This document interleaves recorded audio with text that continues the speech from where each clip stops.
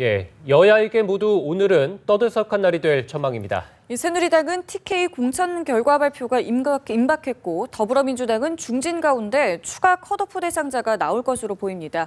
국회 취재기자 연결하겠습니다. 이경희 기자. 네, 새누리당이 어제 김무성 대표를 비롯해 공천 심사 결과를 대거 발표하면서 이제 논란의 중심에 있는 대구와 수도권 일부 지역 등 40여 곳의 공천만 남겨두고 있습니다.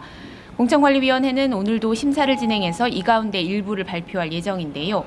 가장 민감한 지역인 TK의 경우 뒤늦게 압축 결과를 발표할 가능성이 큰 것으로 전해지는 만큼 일단 수도권에서 관심을 모으는 비박계 의원들의 지역구에 관심이 쏠립니다. 서울 은평을의 이재호, 강서을의 김성태, 경기 안성의 김학용 의원 등이 대상인데요.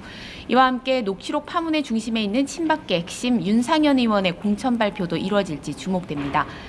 이한구 공천관리위원장이 높은 도덕성을 강조하고 있는 가운데 일부 언론에서 불출마 가능성도 제기되면서 윤 의원 스스로 어떤 결단을 내리는 것 아니냐는 관측도 나오고 있습니다.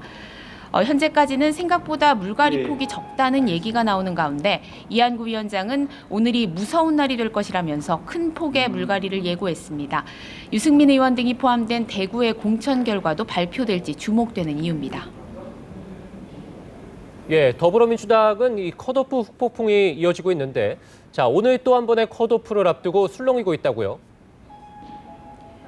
그렇습니다. 더불어민주당 현역 의원 가운데 공천 여부가 확정되지 않은 사람은 이해찬, 이미경, 설훈, 정호준 의원 등 단 7명뿐입니다. 오늘 이들 가운데 일부 의원의 심사 결과가 나올 것으로 예상됩니다. 당 공천관리위원회는 이미 7명 현역 의원에 대한 심사를 마친 뒤 비상대책위원회의 결과를 넘겼고 김종인 위원장을 비롯한 비대위가 막판 고심 중인데요.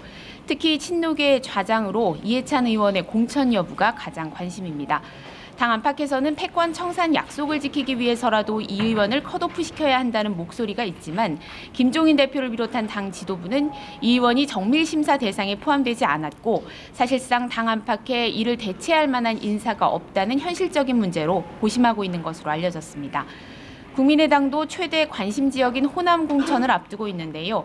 이르면 오늘 일부가 공개될 것으로 보이는 가운데 천정배 대표가 사실상 자신의 거취와 호남 지역 공천을 연계하고 있어서 이 결과에 따라서 지도부 간 갈등이 봉합될지 격화될지 분수령이 될 전망입니다.